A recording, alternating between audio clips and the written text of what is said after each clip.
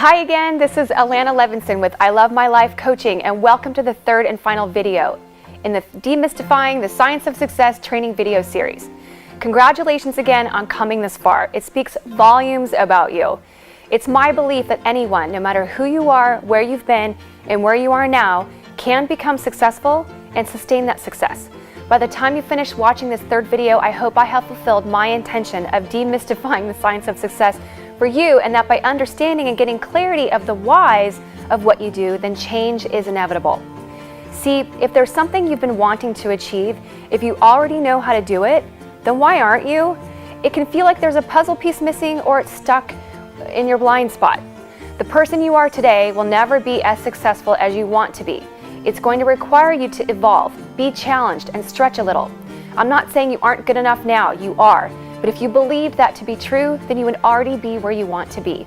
You may just not have the skill set or knowledge yet that you need, or the difference it may make in getting to that next level of awareness. As we talked about in one of the earlier videos, you on some level are already successful, and most people don't give themselves enough credit for what they have accomplished so far. In this last video, I'll be addressing the subjects of energy, leadership, and how they relate to your success level and sustaining your success. I'm sure you've heard that everything is energy. This isn't a science lesson. In fact, this was not one of my best subjects, but I'm fascinated about how energy affects us, the kind of energy we put out and how that affects our relationships, communication, and of course, our success level. In the last video, we talked a lot about the brain and how our unconscious stores all of our experiences, like data on a computer or information stored in a file cabinet. To expand on that, every event in our life has an emotion attached to it, and sometimes more than one emotion. So again, all of our experiences, feelings, and beliefs are etched into our brains and become our memories. I'm often asked how I would define leadership, since I work in the area of leadership development. To me, leadership is not just about our ability to inspire others, it's about being a leader in your own life. In other words, how we inspire ourselves. So depending on what type of emotions come up for us and the kind of memories where we haven't fully resolved what we experienced, they can then influence how we act, and it's as if we're dragging a huge rock behind us. They can weigh us down and present obstacles to us being the best leader we can be, which also translates into our personal life, such as being the best husband or wife, father or mother, or son or daughter we can be. So if we don't change unproductive thoughts, we experience the same negative patterns, have unfulfilling relationships, life and work can feel like a struggle, and we may not experience success the way we were born to. Again, remembering that success isn't necessarily financial success. It's success we feel when we experience pleasure, happiness, joy, satisfaction, passion, and excitement. So let's talk about energy. Again, for the sake of this conversation, think of energy as the potential one has for success in life. When most people talk about energy, they're referring to output, what and how much they can get done. Metaphorically speaking, let's use an example of a 60-watt light bulb. A 60-watt light bulb will put out 60 watts when it's on. The difference between a light bulb and us as humans in terms of wattage, let's say that we have about 10 million watt potential, but most people put out much less. Also know that our potential output is based on the awareness about our potential and our consciousness. Sometimes people may feel like they're putting out 10 million watts, but really you have access to a lot more, but we're sometimes blocked from being able to use our energy more efficiently.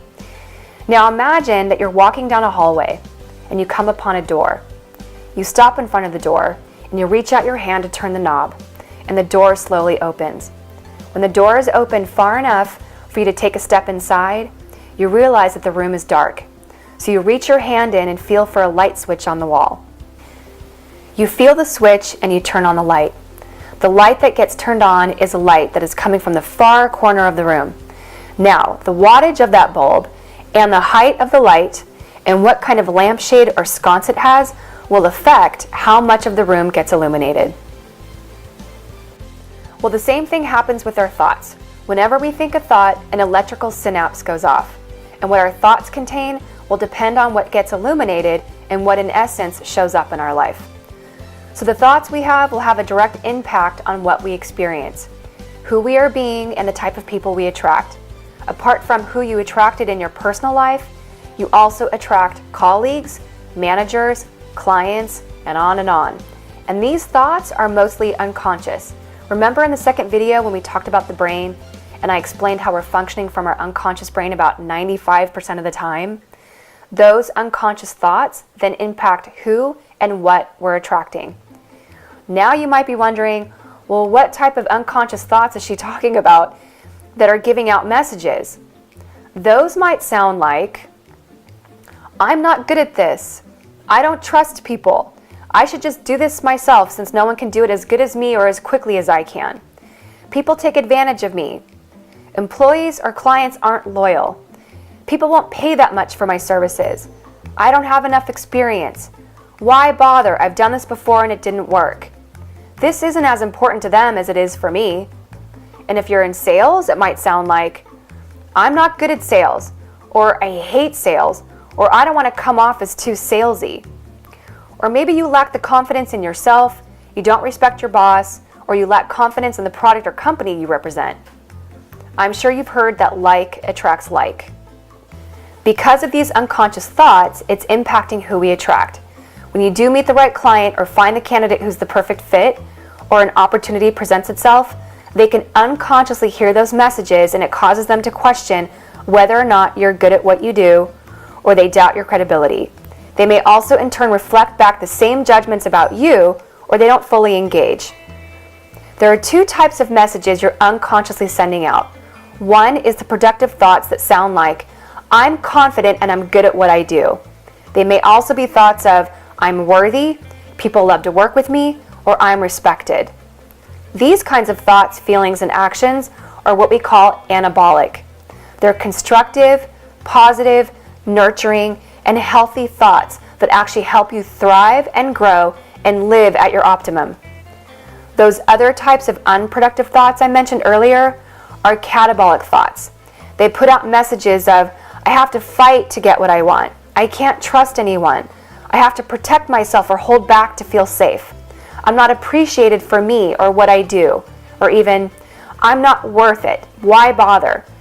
And what did I do wrong this time? These may seem a bit dramatic, but these kinds of thoughts exist. I've been guilty of some of them, and I hear it all the time from clients. You might have all of those, some of them, or maybe just one. Whatever it is, those catabolic thoughts, feelings, and actions, send out the messages that you're broadcasting to the world and the people around you. They may even affect your behavior, the work you're doing, and your relationships as a whole. You then attract the situations that prove what you're thinking. Remember how I also mentioned that our brain performs pattern recognition, where it looks for things that are familiar? That's where the like attracts like comes into play.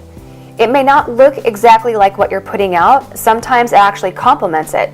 For example, if you don't think people appreciate the work you do, then you'll attract those who don't. If you think that people aren't capable, then you'll attract people who constantly disappoint you. What we're looking for shows up.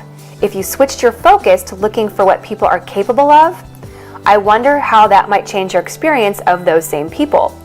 Or if you looked for people who do respect and appreciate you or your work, I wonder who might start to show up for you. To change your results, we have to go right to the core. What are the catabolic thoughts that you might have? When you start to unravel them, you can then begin to have anabolic thoughts, attracting positive results, amazing people, and the situations to support your success. Now what we have here is your energetic perception chart. This is great for those who are process-oriented and like structure. There's a numerical ranking of those kinds of thoughts mentioned earlier, and you can more clearly see energetically what numerical level you're at.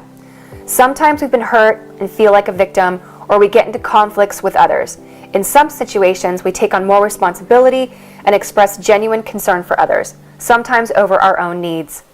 There are other situations where we just want everything to work out and for everyone to get along, and we can have moments where we're really present to what we're experiencing without judgment.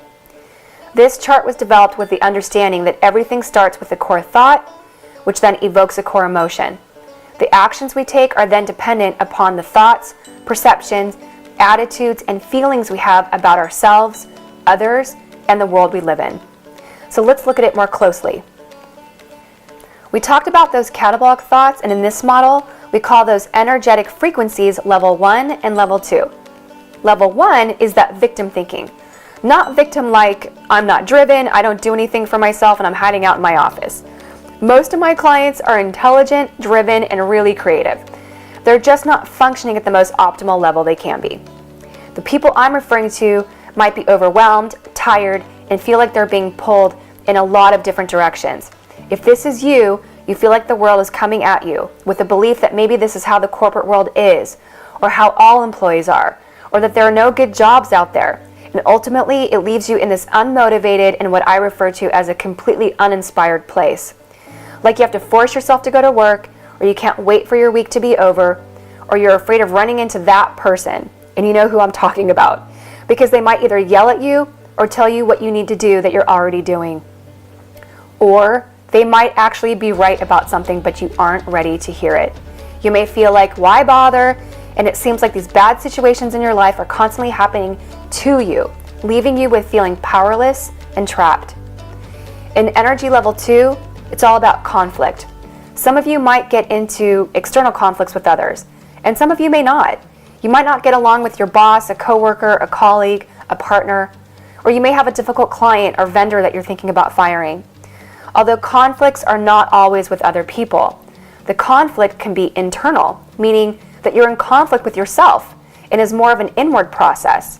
You may be doing things, acting in a certain way, or you have self-talk that is in conflict with what you value, what is important to you, or who you really want to be.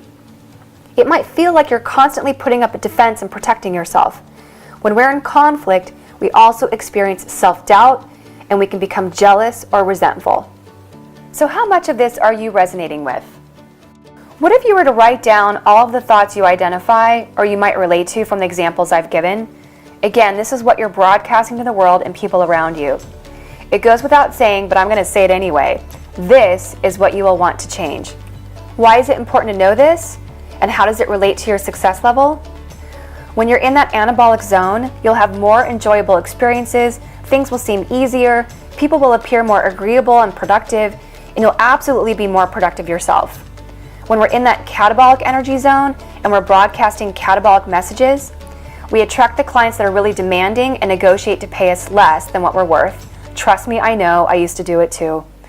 It also might be that you attract opportunities that seem to disappear just as quickly as they came. You might go to interview after interview, and yet you don't get offered the job and you don't know why.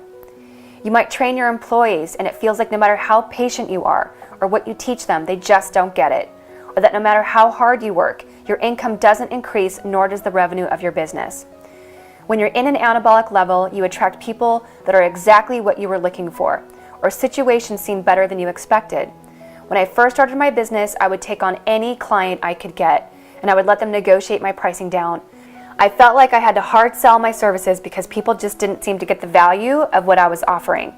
I would let people miss appointments without saying anything, and I would let people take advantage of my giving nature to the extent that I became resentful and angry, but mostly with myself.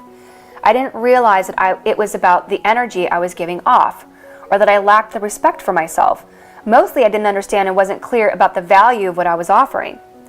I also see how the owners of a company or someone in management feels the need to do things for others because their employee wasn't getting it or they couldn't come up with their own solutions. That's the difference between empowering and enabling, or what I now refer to as disabling. It could be that you might have a hard time delegating, or you don't have as much belief in your employees as you could. When you can shift into that anabolic energy zone, what you find is that you experience more ease, your income increases, work relationships improve, uncomfortable conversations become a lot less scary, and you'll discover that you've improved the way you relate to people because you're a better listener. Or you'll really start to experience balance in your life, and you won't feel pulled in too many different directions. You'll do more in less time and with less energy. I know this system works, and I know you too can jump out of your success rut. Or I'd love to support you in jumping to that next level of success that you never thought was possible, even though you haven't experienced it before. So overall, you're happier and of course love your life because you're also enjoying the work that you do. After all, most people are at work at least 40 hours a week, depending on what your job is, or if you're a business owner, you may end up working 50 or even 60 hours a week. Wouldn't it be great to have that self-worth, to embody confidence, to feel powerful, to know that you can make a difference, to recognize that you have what it takes, great things are meant for you and it's not just a pipe dream, that you can experience it too, not just the guy you've been watching on the internet, your coworker who got a promotion, or your competitor who seems like they've figured it all out. To think to yourself, I can reach the goal I've set for myself because it now seems possible. All you have to do to experience the success you're wanting is to find your way to that top 3% I talked about in video 1. Most people stay stuck and never get close because they lack the self-awareness or they aren't willing to do the work to get there, which means experiencing change at their core and from the inside out. It's important to get clear about all the beliefs that are having a counter effect on you, your life, and your success. Again, all of the different types of victim thoughts and conflict thoughts by just writing them down. Here's how I describe it. It's as if there's this thing that is always right behind our head. We know it's there, but until we can pull it in front of our eyes and see it, then we can't do anything about it. Once it's identified, the key is to not wrong it or judge it, to see it with curious, learning eyes, and then you can do something about it. How do you do that? Do this exercise by answering the following questions and you'll have access to your own insightful answers. Number 1, what are all the limiting beliefs I have about myself, about others, or about work? These are the kind of limiting beliefs that keep you stuck, that sound like a judgment, or that make you believe that something isn't possible. Sometimes they appear to be hard truths, but there is a possibility that they're not. Number 2, where did you learn them from? Or who did you learn them from? For most of us, it may have come from something that happened a long time ago. And I'm going to suggest that you're not the same person you were when you first experienced that event that taught you that limiting belief. When I explore these with my clients, we find that they learned them when they were as young as a teenager or even from a time in elementary school. Number 3, what is it costing me if I hold on to the past and all of those beliefs? In other words, what is at stake for you? What do you wish would change, get better, or improve? And number 4, what would it look like for me to let it go? If you can work through these questions and get the answers, because remember, when you ask your brain a question, it wants to answer it, you'll notice that an evolvement will take place from working through this process. What gets in our way and clouds our judgment are filters. We view the world through filters, and these filters are based on our experiences, our values, the assumptions we make, and so forth. Those filters will either limit what we see, like tunnel vision, or expand what we see, like a prism, which then impacts our perceptions and what we think about our circumstances. This then impacts how we show up in different situations. What would it be like to have your specific filters exposed and how those filters are influencing the results you're achieving? What if you could see how different energy shows up in your work life or even your home life, and how your thinking and or your life situations might be creating stress for you and what could be done about that? Wouldn't it also be great to uncover internal energy blocks that are possibly holding you back from success, happiness, and experiencing true purpose? When my clients start to achieve more success, it's around that time that they start to fully understand what their potential is for motivating and inspiring themselves and others around them. It also exposes their leadership capacities. They get clear about how emotionally and intellectually involved they are in what they do and who they're doing it with. And lastly, and probably most importantly, they really get who they are and what life is about for them. So again, why is any of this important? Because most people just go through the motions in life and they seem to lack passion in what they do. Overall, they aren't very engaged. They go to work and they come home tired. Or they are passionate about their work, but they may be somewhat of a workaholic. These individuals don't seem to really enjoy life and justify why they're doing it the way that they are, and sometimes may not have very many meaningful relationships. When people engage in this process of personal development, leadership development, and coaching, because they're willing to look in the mirror and really become the person they've wanted to become, they become more conscious and engaged. Their judgment lessens, they experience less stress, and they notice that they've become even more productive. And they actually have more fun in everything they do, or almost everything. They start to feel more fulfilled in life. Amazing things can happen when you have a stronger ability to inspire those around you. Success can also look like taking initiative in ways where others start to notice, and you can ask for help or delegate with no problem, where the person you're asking is eager to take on that role. If you know how to understand people better and communicate with them more effectively, not only will you seem different, but others will seem different too. So now you have a moment of decision. We've talked about some examples of how you might feel stuck, frustrations you might have, or things that you want to change. Ultimately, now it's up to you to decide. Will you choose to live into those old catabolic thoughts, beliefs, and actions? Or will you be that business owner or professional who is ready for what's next? Will you choose to step into the next level of success, not only because you see that it's possible, but that you believe you can experience it yourself? Will you walk towards the vision of the life you want, or stay stuck where you are now? How long have you been here for? Maybe it's been a few years, or a few months, or just a few weeks. But are you ready to do the work and take a leap of faith on you? It's up to you. You're the cause of your success. You can attract the opportunities, experiences, and the kind of business you want. And you can do this by living into being that present, confident, skilled person. So, you've taken all of this information in. Here's what I would like you to do. Take some time and write down all of the level 1 and level 2 types of thoughts or judgments you have that I've described in this video. Take notice of them throughout the day and write them down. Grab yourself a journal or a notepad and keep them all together so you can see what's coming up. Notice any themes and how often you might be having those thoughts. Or if you're comfortable typing notes in your tablet, iPad, or your iPhone, type them in there. Do this for at least a week. Doing it for just one day won't be enough. When you can see any patterns or the repetition of certain thoughts over a few days, it's a lot more powerful. The ancient Chinese philosopher Lao Tzu once said, "Watch your thoughts, they become words. Watch your words, they become actions." Your mind is a powerful machine and controls every function of the body.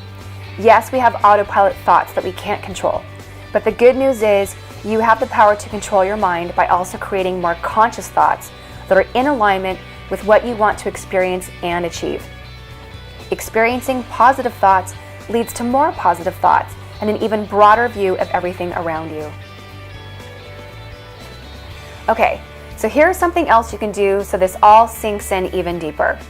Write down what you want your life to look like a year from now, and write it in the present tense as if it's already happening, as if you're living the promotion you want, or you're going to that new job you've been dreaming about, or your employees are productive and happy to come to work every day, or your business has doubled and you're seeing how that affects every other aspect of your life and the people in it, your friends, family, colleagues, clients.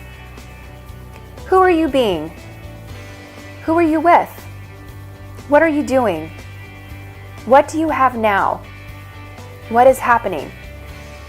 How do you feel? Write all of it down, seeing yourself in that vision, looking through your own eyes as if it's a reality. One of the last things I want to acknowledge in this video is how easily doubt can creep in. It makes us doubt what's possible, we can doubt the choices we make, and we doubt other people. Well, if you start to doubt yourself, or you're having a hard time making a decision, or maybe a fear has surfaced, here are some questions you can ask yourself. Is what I'm about to do in alignment with what I want to achieve going forward? Is what I'm about to do in alignment with the person I want to become going forward? If the answer is yes to either question or both questions, then go for it. Or here are some other exploration questions you can ask. Where did this doubt or fear come from? How true is this doubt or fear? What's stopping me from making this decision? Otherwise, it's just your file cabinet and your unconscious brain trying to guide you from the past and telling you what you're about to do is not in its database. And it doesn't know if you'll survive if you do this, which makes sense because it's not in your file cabinet. So when you go for it, you're now rewriting those old files and creating new ones that support you in moving in the direction you want. I know this can be a lot to think about and you have a little bit of homework. It's time to take responsibility or at least one small action that will move you forward. For those that are ready, there is a way that you can discover those filters I talked about earlier that reveal why you're getting the results you're currently experiencing. Stay tuned because in about 2 seconds, I'm going to tell you about how you can do that.